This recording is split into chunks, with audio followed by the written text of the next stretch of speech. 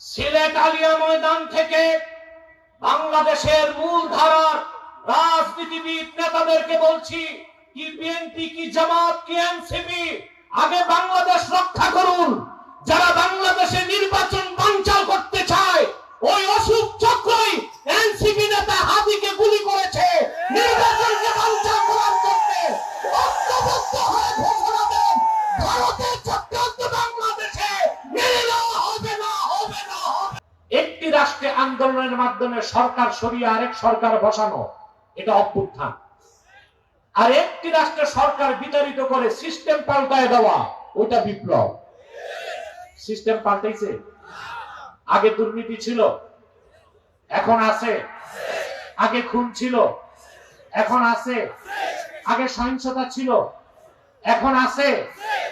আমি দুঃখ ভারাক্রান্ত হৃদয়ে এই হাজার হাজার জনতার পক্ষ থেকে নিন্দা জ্ঞাপন করছি এনসিপির নেতা, আমাদের স্নেহের ছোট ভাই ওসমান শরীফ হাদিকে প্রকাশ্যে গুলি করা হয়েছে। আমি তার নিন্দা জানাই। এই ন্যাক্কারজনক কাজ প্রকাশ্যে দিবালোকে কে করেছে? ইউনূস সরকারকে তদন্ত করে তা বের করতে হবে, বিচারের আওতায় আনতে হবে।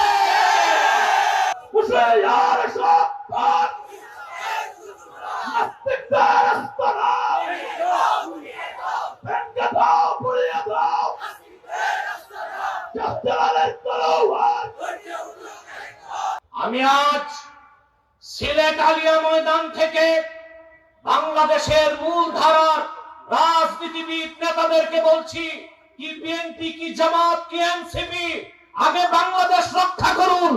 যারা বাংলাদেশে নির্বাচন বানচাল করতে চায়, ওই অসুখ চক্রই এনসিপি নেতা হাদিকে গুলি করেছে। নির্বাচনকে বানচাল করার জন্য ঐক্যবদ্ধ হয়ে ঘোষণা দেন, ভারতের চক্রান্ত বাংলাদেশে মেনে নেওয়া হবে না, হবে না, হবে না।